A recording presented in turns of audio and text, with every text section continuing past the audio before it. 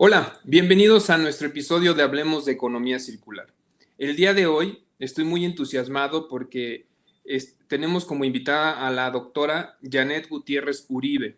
Ella nos platicará de todo este tema de biotecnología enfocado a áreas como la salud, como en la parte de alimentos, y algo que a mí me llama mucho la atención, y fue por el motivo que la contacté, es el tema del manejo de residuos, en este caso orgánicos, para áreas donde se puedan aprovechar de manera sostenible, porque ya sabemos en nuestro tema de economía circular es un tema muy amplio que compete a muchas personas de diferentes ámbitos, de diferentes profesiones, que van a contribuir o están contribuyendo en esta transición entre la economía lineal a la economía circular.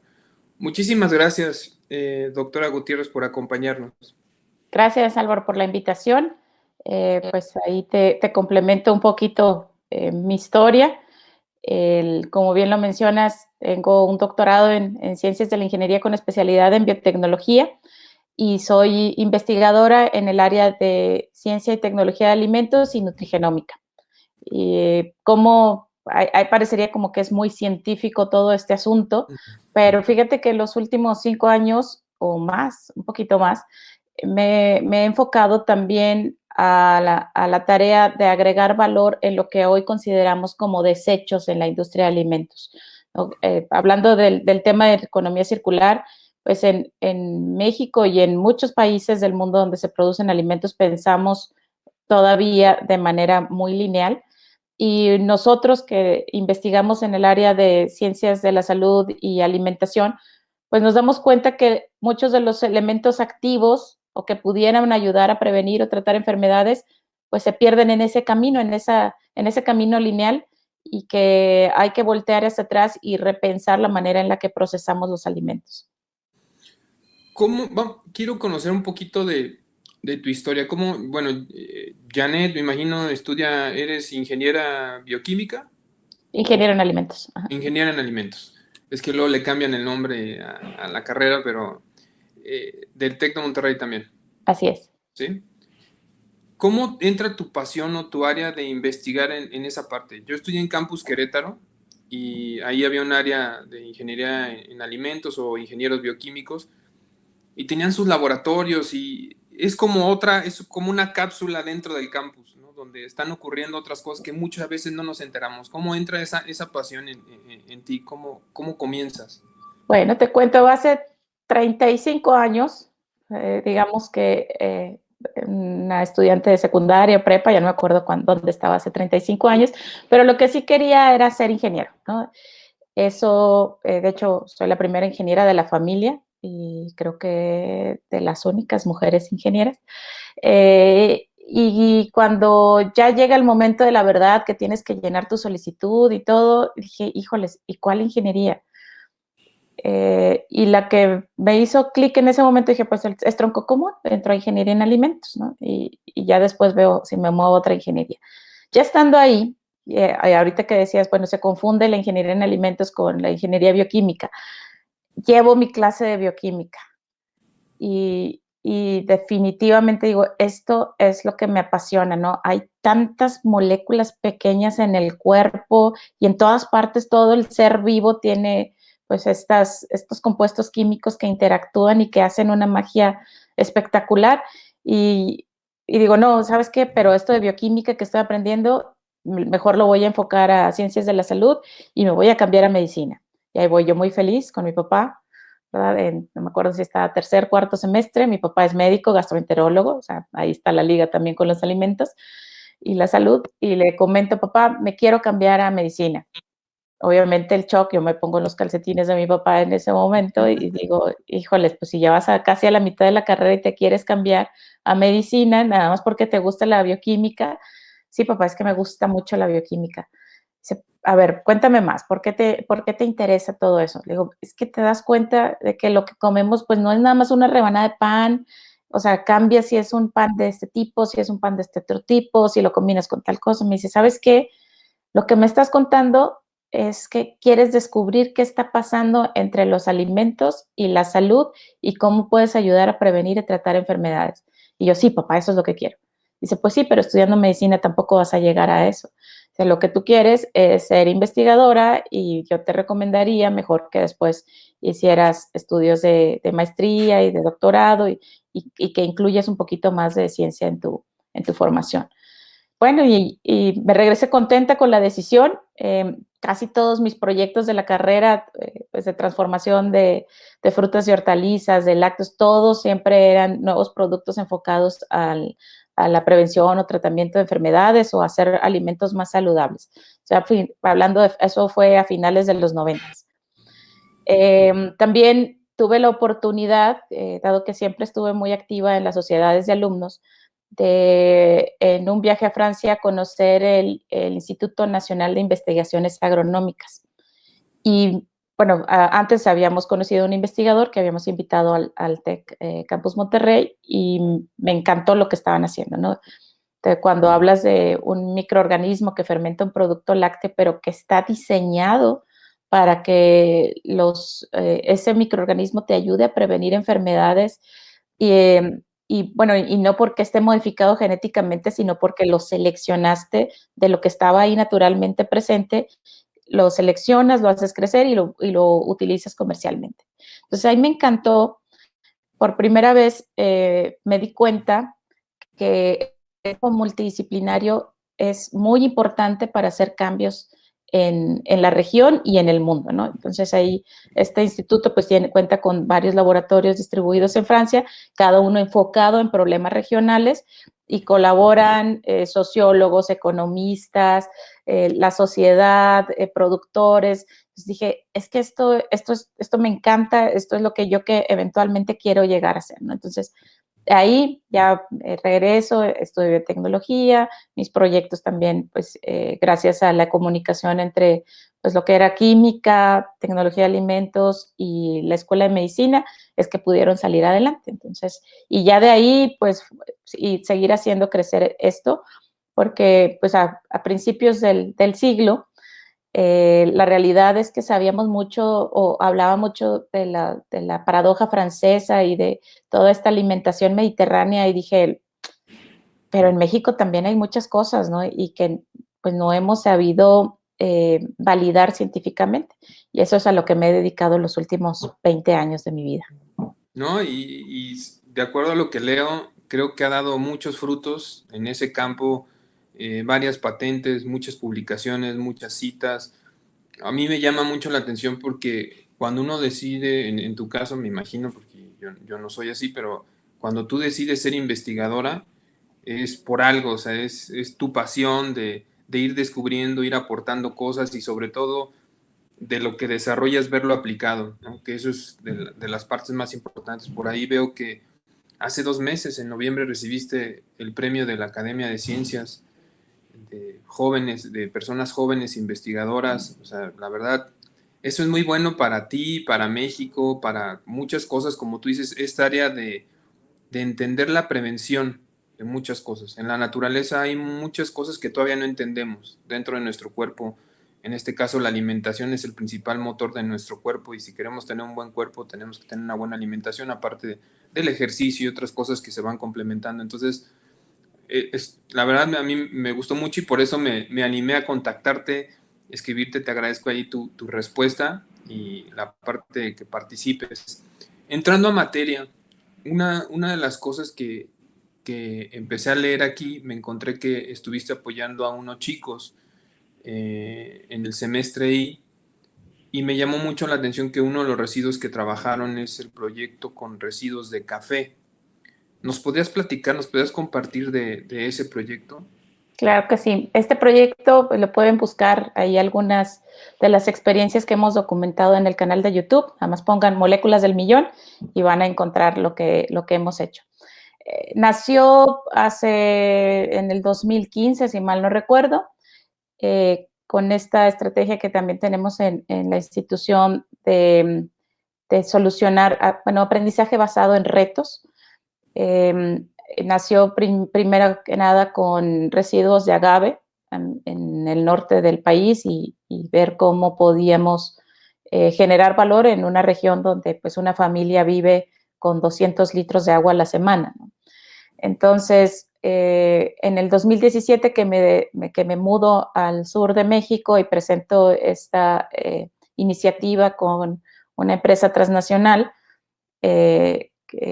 por lo mismo de ser socialmente responsable, dice, es que esto es lo que necesitamos para ir haciendo cambios en los productores de café, de leche, y en ese entonces queríamos incluir cacao, pero ya no nos daba la vida. Entonces, café y leche en el sur del país, particularmente en Veracruz, donde dejemos de vernos, más bien que los productores se dejen de ver nada más como los proveedores de leche o de café, y más bien incentiven a las nuevas generaciones a que hay algo más que se puede hacer en sus comunidades, y entre ello es voltear a ver lo que se hace con los residuos, ¿no? Todo el sistema de producción, pues sí genera una cantidad importante de residuos, y que no lo veamos como un desecho, sino como una materia prima para agregar valor. E inclusive en algún momento puede ser hasta más valioso que el negocio original, ¿no? Y eso es lo que hemos hecho ya vamos por la sexta ejecución el semestre y Moléculas del Millón, donde otra cosa muy importante es que, pues como investigador y como equipo de profesores, pues no nos daría la vida de generar N cantidad de proyectos, sino más bien nuestra labor es incentivar a estos alumnos que están en formación en el área de biotecnología y desarrollo sostenible a que generen proyectos, más bien cogeneren proyectos, porque es en colaboración con estas comunidades rurales, para aprovechar estos subproductos. Y han salido cosas muy interesantes, desde ingredientes con altos en fibra, ingredientes para alimentos y bebidas también con antioxidantes. El otro punto muy importante es bioplásticos para diferentes aplicaciones, desde tipo piel, materiales para pallets en las empresas, y estos son por mencionar algunos, ¿no? Entonces, todos esos proyectos, la realidad es que los alumnos son los que los ejecutan, concursan en premios, y el deber ser es que ellos continúen con estos emprendimientos para que, sobre todo en un momento ahorita tan crítico, no pensemos en quién me va a dar trabajo, sino más bien cómo genero empleos. Y sobre todo es aprender haciendo. Creo que no hay mejor manera, no hay mejor ejercicio, ningún libro, ningún video te va a enseñar a que tú metas las manos y te des cuenta primero de una problemática, porque todo este tipo de desperdicio, hablabas de agave, hablabas de la leche, el tema del café, todo lo que consumimos tiene un origen, y es ahí donde yo la mayoría de las veces invito a las personas con las que me toca dialogar y crear esa conciencia, es vayamos al origen para entender qué está pasando, por qué sucede, porque a veces ya vemos la consecuencia que se llama basura y queremos solucionar, y la solución que se le llama hoy día, bien aceptada, es una bolsa que se va a llevar un camión de basura. Y digo, no, no, no, a ver, esa no es una solución, pero para nada, no es una solución, porque en los lugares que ni siquiera hay relleno sanitario, pues está el tiradero a cielo abierto. Y entonces ahí las emisiones, que es el origen del problema, son enormes. Toda la contaminación que ocasiona, los lixiviados que se pueden hacer, aunque sean temas orgánicos, van a generar lixiviados por la combinación con otros materiales. Y dicen, no, es que en mi ciudad o en el lugar donde estoy yo sí hay rellenos sanitarios. Digo, es que hay muy poquitos rellenos sanitarios que realmente cumplen la normatividad, y es una tristeza porque no se va a compostear. O sea, las condiciones que tiene un relleno sanitario es bien sabido, no tiene oxígeno, no le está dando la luz del sol, entonces ahí va a permanecer. O sea, creo que la solución de enterrar tampoco no es la solución más inteligente. Luego la gente dice, bueno, vamos a quemar el residuo. A ver, quemarlo tampoco no es una opción. O sea, ha sido opción durante muchos años, pero creo que ahorita ya no nos podemos permitir ese tipo de soluciones, y es ahí cuando investigaciones como las que estás haciendo tú y esa sensibilización que estás haciendo en los alumnos de estas carreras, donde se están dando cuenta que hay muchos problemas por solucionar, porque no sé si a ti te ha tocado, pero hablando con muchos chavos, dicen es que ya todo, ya lo emprendieron, ya hay muchas cosas creadas, ya no hay nada que hacer, no hay nada que crear. Entonces vuelven a poner una paletería y vuelven a poner una de tacos, porque el taco es el mejor negocio. Y no digo que no sea negocio, pero si estamos hablando de buscar qué cosas te apasionan y qué cosas quieres dejar alguna huella distinta, creo que hay muchas áreas de oportunidad de dónde trabajar. Entonces, vamos a tocar este tema en específico para conocer un poquito el proceso. Supongamos que se escoge, en este caso, los residuos de café. Los residuos de café, los chicos entran al semestre, me imagino que tienen varios temas por escoger, escogen un tema, tienen esta conexión con la comunidad para entender cómo es el proceso, me imagino.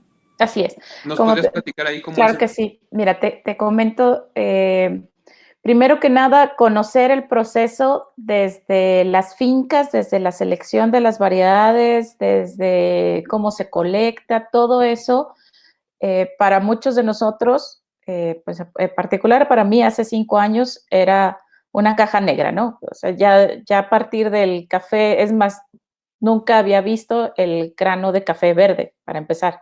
No sabía que existía, sabía que era muy, estaría muy padre poder prepararte tu tostado en casa, pero la realidad es que poco sabemos, ¿no? Es más, de nuestros alumnos, pocos conocen la fruta del café. Y cuando la primera vez que ves una fruta y ves el tamaño de la fruta contra el tamaño de la semilla, dices, wow, toda esta materia orgánica, ¿en qué se va? Y después visitas y ves los sitios en donde se está acumulando esta pulpa. Y sí, por un lado, pues se puede utilizar para composta, ¿no? Pero que la regalan, o sea, los productores la regalan porque la estrategia o el modelo de negocio o la vinculación que tienen con los potenciales clientes para este residuo, pues es muy bajo, ¿no? Entonces, de ahí empieza a moverse el gusanito en los alumnos y decir, a ver, también voltea a ver lo que se está haciendo en otros países, ¿no?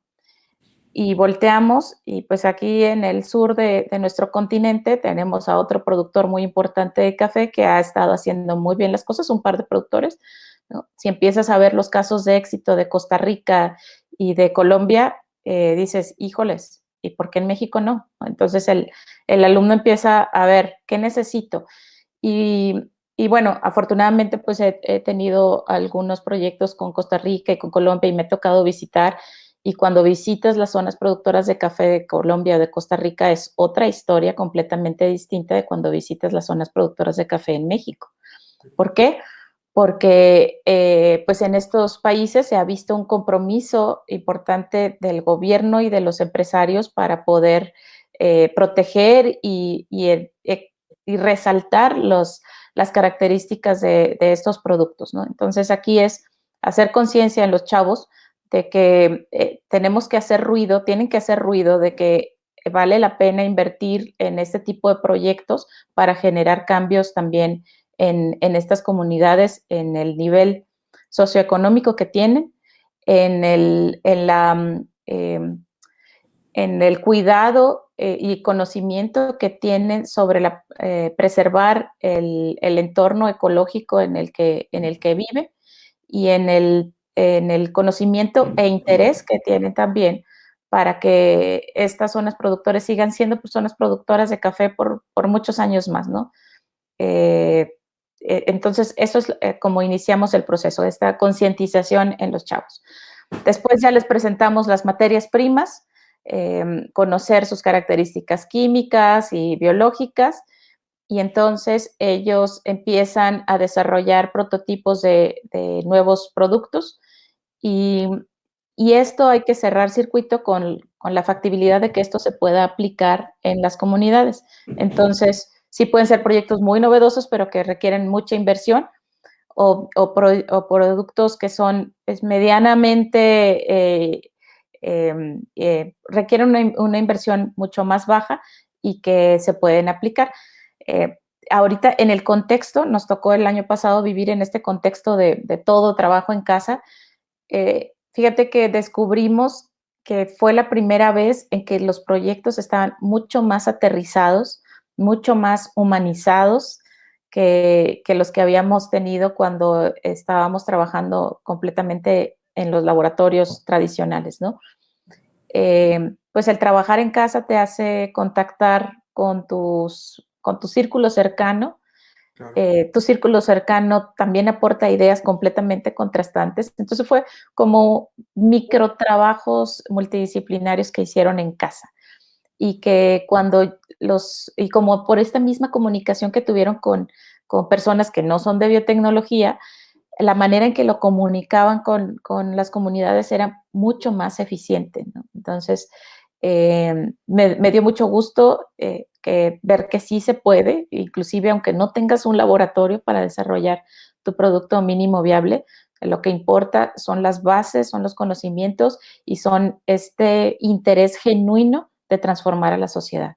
Y eso cuando entra el alumno y cuando pasan las 16 semanas, la verdad, pues a casi todos los profesores casi se nos salen las lágrimas, nos aguantamos porque sí se genera un lazo muy padre que no se hace de la misma manera cuando tienes un curso tradicional. No somos un equipo de 6 o 7 profesores, dependiendo del semestre, y los alumnos, y es una comunicación continua, nos volvemos una familia, pues ahora en la virtualidad, pero somos una familia que se comunica y se retroalimenta, ¿no? También eso es bien crítico.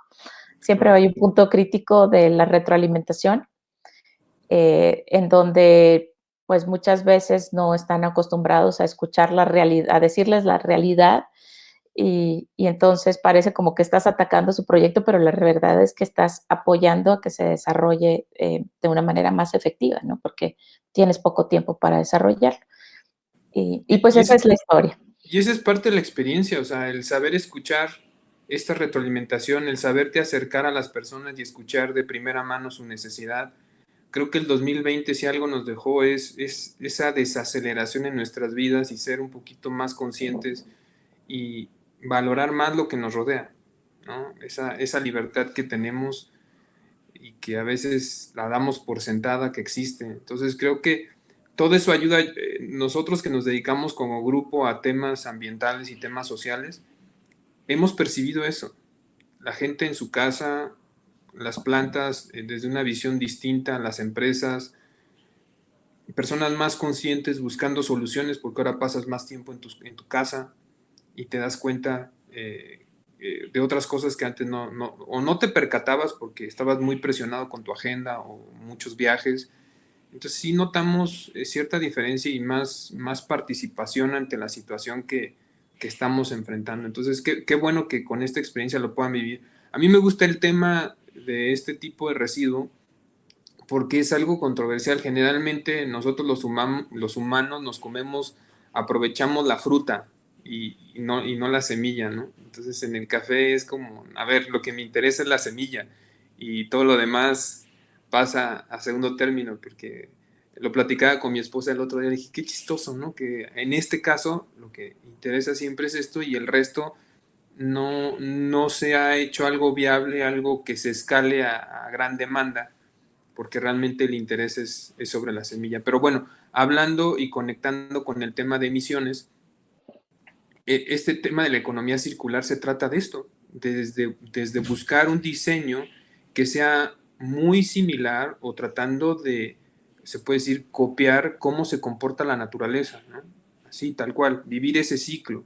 Y si en el caso del café o de cualquier otra materia prima, estamos aprovechando ciertos productos para transformarlos o ciertas materias primas para transformarlas en productos, bueno, ¿qué va a pasar con todas esas materias alrededor que no nos interesan? Hablando del café, nos interesa la semilla y todo lo demás se le está buscando un uso con las investigaciones y los desarrollos que están haciendo en proyectos de semestre y pero también entra el hecho de que después cuando la gente usa esa semilla ya en forma de café en distintas presentaciones, es también qué está pasando con ese café, ¿no? Estaba leyendo y revisando los países que consumen muchísimo café y que tienen cientos de cafeterías alrededor de sus ciudades o de su país y que al final extraen el café que nos tomamos, pero todo lo que queda ahí de los pozos que le llaman de café, también llegan a un destino que no es nada amigable, ¿no? Se convierte en basura porque en los lugares donde no separan la basura, pues a lo mejor eso se mezcló con otros materiales, con plástico, con otro tipo de desechos, y pues tampoco se logró el aprovechamiento y la reincorporación. Entonces, me gustaría que nos platicaras un poquito más de detalles, es qué tipo de aplicaciones han logrado, ¿no? ¿Qué desarrollos? Yo sé que es difícil escalar, ¿no? Por el tema de volumen, pero al menos cuáles han sido los productos mínimos viables que han logrado o los prototipos. Ahí, ¿cuáles serían tus recomendaciones para estos chicos? ¿Qué sigue? Porque a veces llegan a algo positivo, pero se dan cuenta que el camino no va a ser nada fácil. Ahí, ¿cuál ha sido tu experiencia? Sí, definitivamente el camino no es nada fácil y ellos lo viven en las 16 semanas y en esas 16 semanas también se dan cuenta que vale la pena invertirle tiempo y esfuerzo a este tipo de proyectos. De los proyectos que han evolucionado, pues son el tema de sustitutos de plástico. Pues, y fíjate que tiene que ver mucho con, bueno, el cuidado que tiene este desecho para poder ser materia prima de un nuevo producto y pues no se podría, así como están las condiciones hoy en día en estos procesos de transformación hacia el café, convertirlo en un alimento tal cual o un ingrediente para alimento por cuestiones de sanidad, ¿no? Pero para el tema de bioplásticos sí han resultado proyectos interesantes y que además la estrategia o el modelo de producción que tienen los alumnos puede involucrar también utilizar otras materias primas, porque es igual que muchos otros vegetales, pues no hay café o no hay pulpa de café todo el año. Entonces, oye, y eso es parte de lo que les hacemos hincapié. Oye, ¿qué harías en los otros 9 meses que no hay pulpa de café? Y ahí pues, empiezan a generar todas sus ideas, ¿no? Y eso es lo padre, que este tipo de proyectos se pueden vincular con otras empresas que generan otro tipo de residuos y generar valor, ¿no? Entonces, eso es una de las estrategias que hemos seguido. Uno de los equipos, pues, ha estado colaborando ya en generar propuestas para otra industria, ya no son residuos de café, es residuos de otra fruta que se utiliza para hacer jugos y adaptando la tecnología que desarrollaron en 16 semanas a este nuevo residuo. El punto crítico también lo que hacemos en el semestre IT, trabajamos con gente de la escuela de negocios, es que pues sea rentable, ¿no? Está muy padre hacer proyectos que tengan esta responsabilidad social, esta responsabilidad por el medio ambiente, pero pues de algo vas a tener que mantener a esta planta productiva, ¿no? Y eso también lo evalúan los alumnos, saben desarrollar toda la parte de evaluación de proyectos, a lo mejor no tan avanzado como alguien especialista, pero sí para ver si vale la pena seguir con un proyecto o no. Entonces, eso es lo que se hace. Otro de los proyectos más avanzados que se han tenido, porque luego los alumnos se quedan bien enamorados de su proyecto y le siguen un ratito más, no nada más es para el semestre, es, bueno, así tal cual está el residuo, pues no puede ser consumido, pero podemos utilizarlo con microorganismos que degraden y generen en este proceso de degradación moléculas bioactivas, ya sea antioxidantes o fibra soluble, que después puedas utilizar en bebidas o en alimentos. Y ya con estas condiciones pues, más inocuas, ahora sí puedes aplicar a estos campos, ¿no? En México, por ejemplo, pues si uno voltea o se pregunta de dónde vienen los ingredientes para estas bebidas que son inmunoestimulantes o que te ayudan a prevenir enfermedades, pues es un tipo de fibra soluble de un hongo y la mayoría del ingrediente activo, del principio activo, viene de China, ¿no? Entonces dices, oye, ¿y por qué no puede ser que en México, con tantos residuos y con tanta gente formada en biotecnología, no podamos tener un producto que sea una fibra con estas características para la industria, ¿no? Entonces, estos son todos de las líneas más fuertes que hemos seguido con el semestre I y que yo creo que 5 años ya vamos a ver un producto comercial. Digo, ahorita tenemos el emprendimiento, la participación en premios, en fondos semilla, pero pues falta, como bien dices también, aterrizarlo con la parte de la infraestructura para poder hacer ya una planta piloto para la producción, porque pues en chiquito sí se pueden hacer grandes cosas, pero ya cuando necesitas inversión para hacer tu planta piloto y ya comunicarte con tus potenciales clientes, especialmente si es business to business, pues ya se requiere otro tipo de inversión y otro tipo de esfuerzos por parte de los equipos. Y sobre todo que después te enfrentas a otra situación, ya cuando logras pasar ese paso que tú comentas, pues la gente también, al momento que tú defines qué precio es el que va a tener tu producto, pues en ocasiones te das cuenta que a lo mejor tu precio es más caro, ¿no? Contra algo que es similar, pero que no está pensado desde el diseño como ustedes lo están haciendo, ¿no? Cómo aprovechar un residuo, pero todo eso tiene un costo, entonces a veces las personas piensan de manera errónea que, es que como estás usando basura, tiene que ser más barato, va a ser mucho más barato. Y entonces no necesariamente va a ser más barato, porque al final esa materia prima tiene que tener un proceso de recuperación, de procesamiento para poderlo hacer una materia prima apta para ese producto. Y luego en ese producto que hagas tienes que buscar toda la parte de comercialización, porque como tú dices a nivel laboratorio, dices, bueno, voy a vender estos 50 piezas que fabriqué, pero resulta que para que tengas punto de equilibrio necesitas vender 1 millón de esas piezas.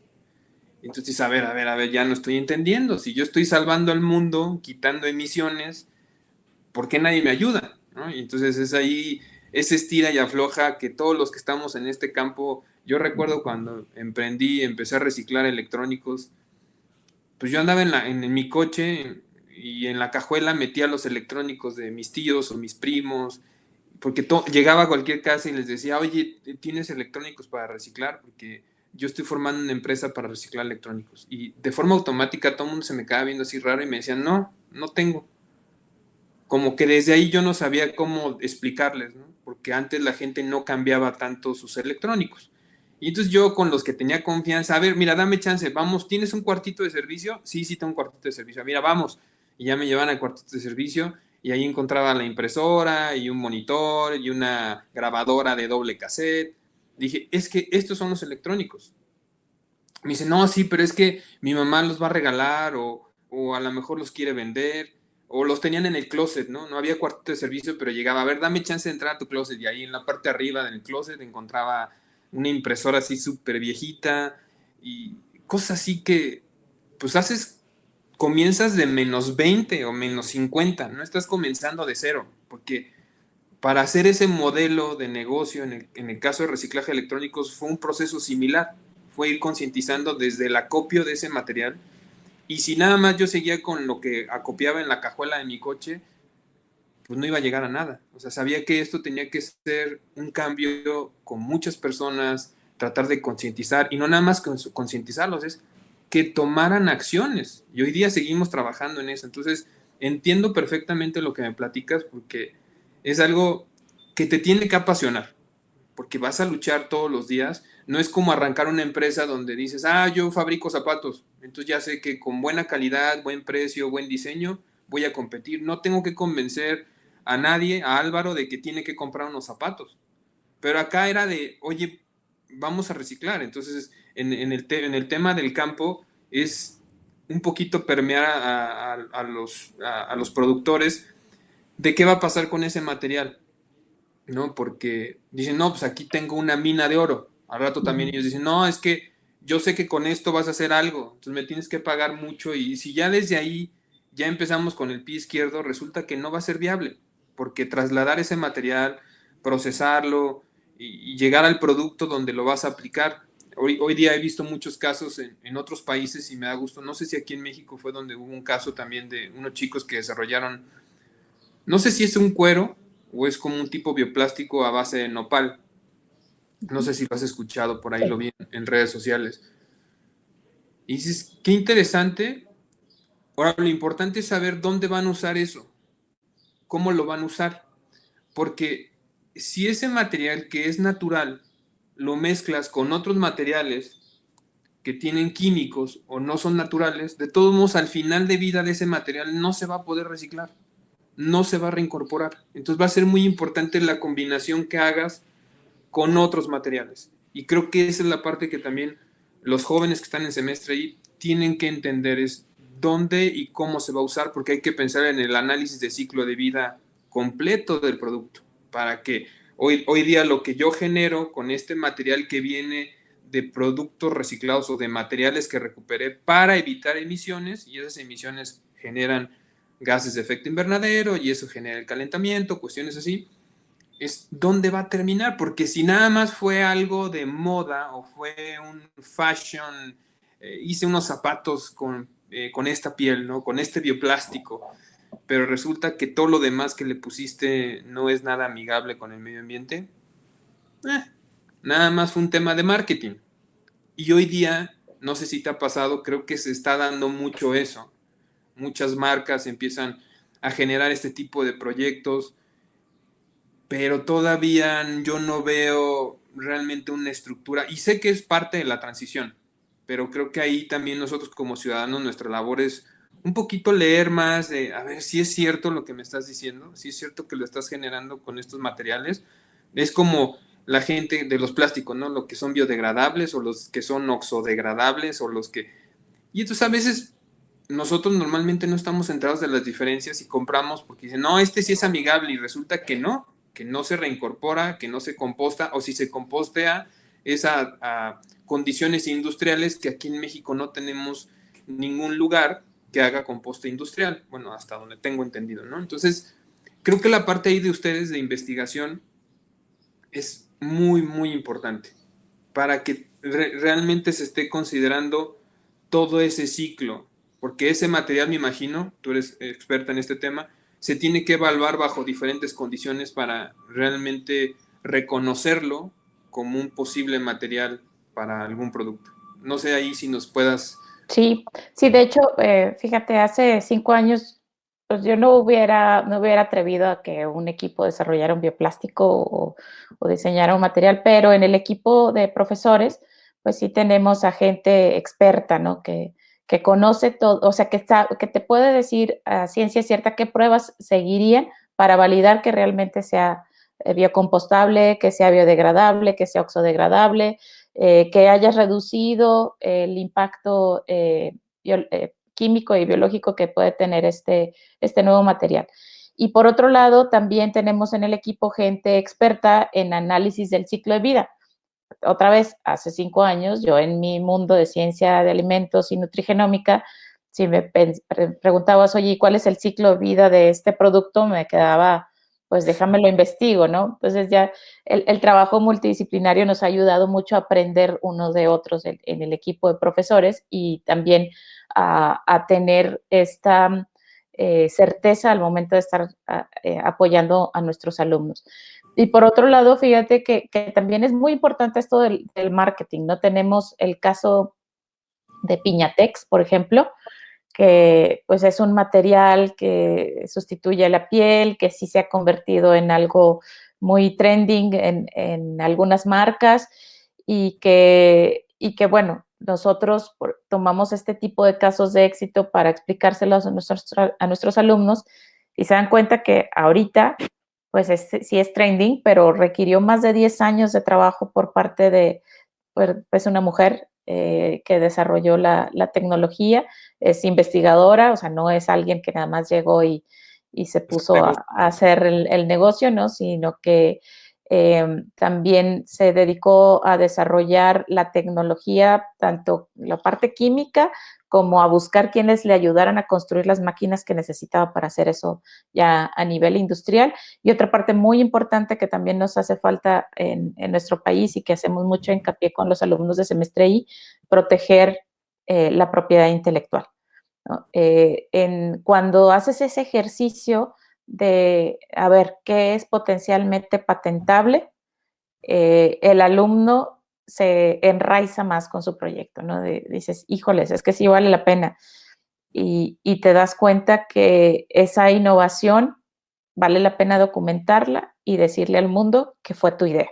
Entonces, y esa confianza nos hacía falta en un semestre tradicional, ¿no? En unas clases tradicionales donde sí cada quien tiene sus trabajos finales de sus 5 o 6 materias que lleve, y aquí pues es, como dije al principio, es aprendizaje basado en retos y el resultado de ese aprendizaje puede ser hasta una solicitud de patente. Pues de mi parte yo creo que lo que más me gusta es ese proceso. Me hubiera encantado cuando yo fui estudiante vivir un proceso así de emprendimiento, ¿no? Real, donde pudiéramos vincularnos con laboratorios y este tema de semestre I no existía cuando yo estaba en la carrera, pero sí los programas emprendedor me abrieron mucho como la cabeza, ¿no? El hacer el ejercicio. Yo cuestionaba mucho a mis profesores porque a veces muchos de ellos no habían emprendido. Entonces era como puro leer libros y no, investiguen esto, investiguen el otro, pero no había como algo real en lo que buscábamos, pero al final el ejercicio se cumplía. Es créete que tú estás tratando de emprender algo, hacer algo. Este lado ambiental no estaba considerado todavía en esos años, pero sí es un gran ejercicio lo que están haciendo en semestre y esto de moléculas del millón que me comentas, creo que también es algo padrísimo porque no es desarrollar algo, hacer crecer algo para usarlo en materia prima, sino es algo que ya cumplió el por qué fue sembrado y cultivado, cosechado, y después ya es, ok, está este residuo, ¿qué podemos hacer con esto? ¿No? Porque hay cosas que sí se desarrollan, pero tienen que hacer campos para generar la materia prima para esto. Entonces, leyendo un poquito más de esto, pues evitar esas confusiones con la gente. A veces he escuchado, me ha contactado gente que, oye, estamos haciendo tenedores, ¿no? Con bioplástico, con residuos de café. Nosotros, donde yo nazco en el tema de reciclaje, primero nací reciclando plásticos postindustriales en otra empresa que desarrollamos, y te das cuenta, ¿no? Te mandan las muestras y dices, oye, no manches, es 95% polipro o polietileno y nada más le agregaste así para que tome el color, ¿no? De aguacate o de café.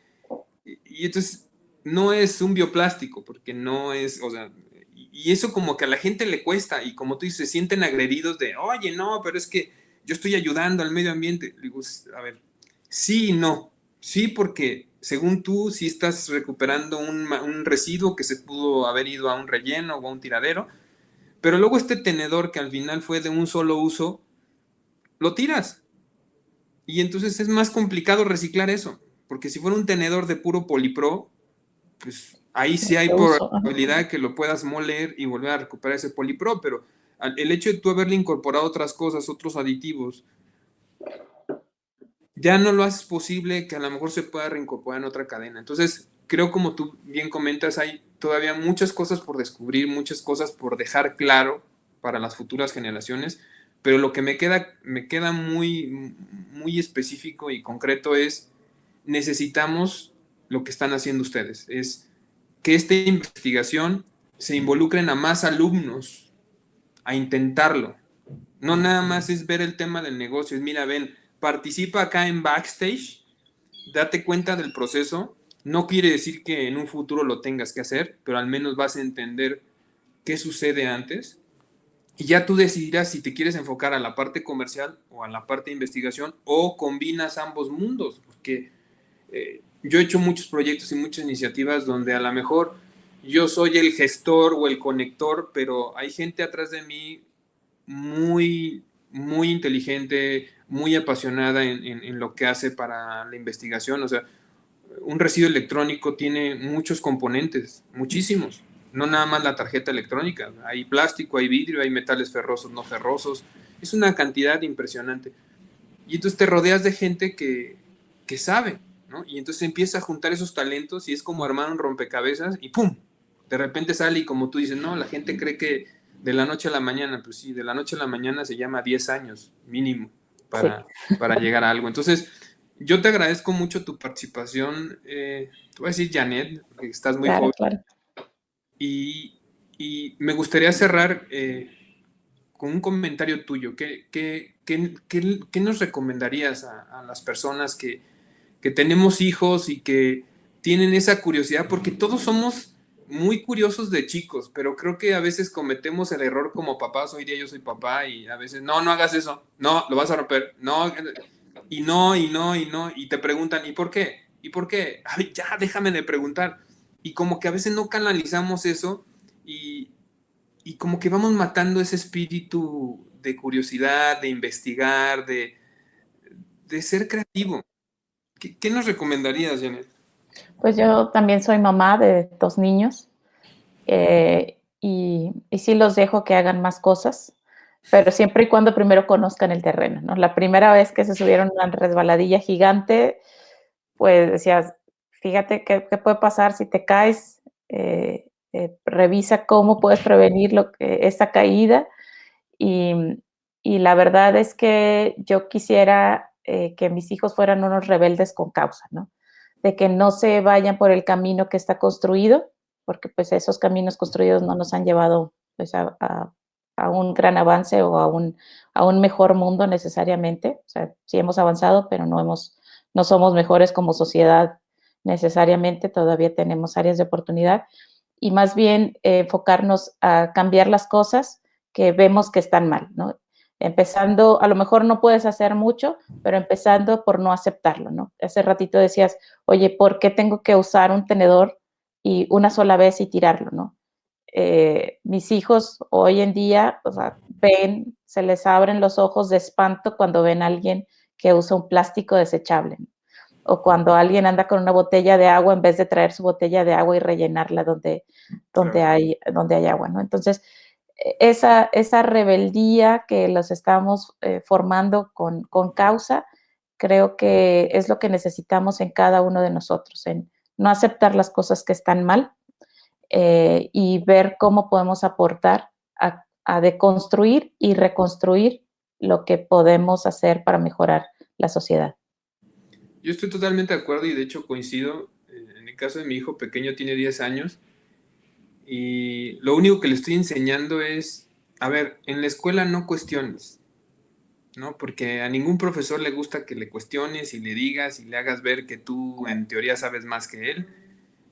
Sigue un poco sus reglas porque luego ya mandan a llamar a mi esposa o me mandan llamar a mí de que ya hizo y ya rompió y él está investigando, ¿no? Él está viendo qué sucede.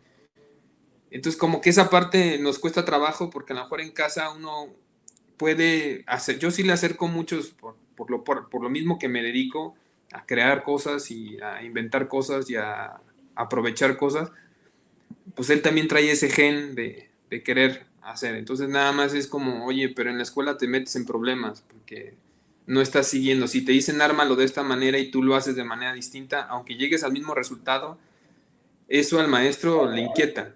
Entonces Bueno, yo ahí era así. ha sido, ajá, Yo era así. En la y escuela, no, mi hija, maestra, es que se puede hacer así, así y así. ajá, entonces, y eso los mete en problemas, porque nos ha traído, te digo, muchas llamadas de atención de, no, es que su hijo no hace caso, y al final mi esposa y yo, bueno, pero lo hizo, ¿no? Sí, sí lo hizo, pero al final nos genera que el grupo no nos haga caso, y ya nos empiezan a dar todos los argumentos, ¿no? Mi hija es más, ella tiene 13 años, y ella ha sido más inteligente en esa manera de decir, no, aquí no me voy a meter en problemas. O sea, si la maestra dice así, así, aunque yo sepa que se puede hacer distinto, no. Entonces, es esa parte de mediación, ¿estás de acuerdo? De no le maten ese espíritu, porque en las veces que yo fui a la escuela a hablar con la maestra, dije, es que yo no quiero quitarle ese espíritu, porque si le quito ese espíritu va a dejar de crear y luego por eso cuando llegan a la adolescencia y los quieres poner a hacer cosas, pues ya no quieren. O sea, porque dices, ay, 10 años de mi vida en primaria me dijiste que no hiciera, y ahora en secundaria o en prepa me dices, haz esto, ¿por qué no haces algo? pues ahora ya no quiero, ¿no? Porque ya se acabó. Entonces, es bien chistoso que platiquemos esto porque los sistemas que al menos a mí me competen, que estamos creando, yo los estoy creando para tus hijos, para mis hijos, gente que ya viene con otro chip, donde lo que necesitan es, oye, yo tengo esto para reciclar, ¿qué puedo hacer?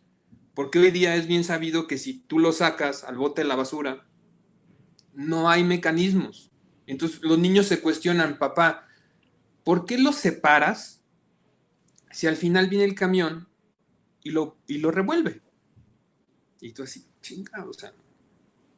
O el tema de la composta, ¿no? Oye, papá, ¿por qué en las otras casas no separan esto? Yo fui a la casa de no sé quién y siguen mezclando toda la fruta con la comida, con otro tipo de cosas. Y dices, bueno, es que tú ya traes otro concepto de lo que va a ser.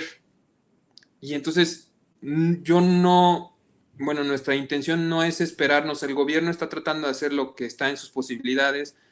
El tema de más leyes, que a veces es triste, pero más leyes no necesariamente es una solución, sino todo vuelve a caer en la parte de educación, pero de nada sirve educar, concientizar, si no existe algún mecanismo para ellos, para cuando digan, ok, yo quiero usar botellas de reuso, pero no hay lugar donde rellenar y la gente me ve como eres un bicho extraño si me dices, oye, ¿me puedes rellenar esto ahí en tu casa? Y menos ahorita con el COVID, ¿no? O sea, es así, no, es una locura. O el tema de la ropa, ¿no? Como les digo, oye, si esta ropa, que era algo que hacíamos nuestros abuelos, o sea, como algo muy común, la íbamos rotando entre familias y todo, o sea, hoy día es como, lo están volviendo a considerar, pero ya había un periodo donde no, hombre, o sea, van a pensar que no tienes dinero, o sea, cosas así que dices, a ver, no va por ahí. O sea, este es un mundo donde tiene recursos finitos y más nos vale que si queremos que nuestros hijos tengan los recursos como nosotros los tuvimos, los empecemos a cuidar desde ahorita. Entonces, yo te agradezco, Janet, perdóname que este tema me apasiona mucho y me empiezo a desviar, pero te agradezco mucho tu tiempo para regalarnos tus comentarios, tu visión. Yo espero que podamos seguir vinculados. Yo te había platicado fuera del aire varios proyectos que tenemos también aquí nosotros, pero independientemente de eso, si hay alguna persona que te quiera contactar, manejas alguna red social o que te quiera preguntar algo, algún interés, o sea, no que te quite mucho tiempo, pero algo como uno aprende de muchas personas al final de cuentas. Sí, claro que sí, me pueden buscar en LinkedIn, Janet Gutiérrez, Okay. y también pues cuando vean los canales de Moléculas del Millón, pues siempre estoy ahí al pendiente de los comentarios que aparecen en YouTube y sería también otra manera de que me contacten, ¿no? Y quien le guste más la parte de investigación, pues en ResearchGate, ahí estoy también al pendiente. Ok, pues muchísimas gracias, te mando un fuerte abrazo y enhorabuena que nos acompañaste. Gracias a ustedes.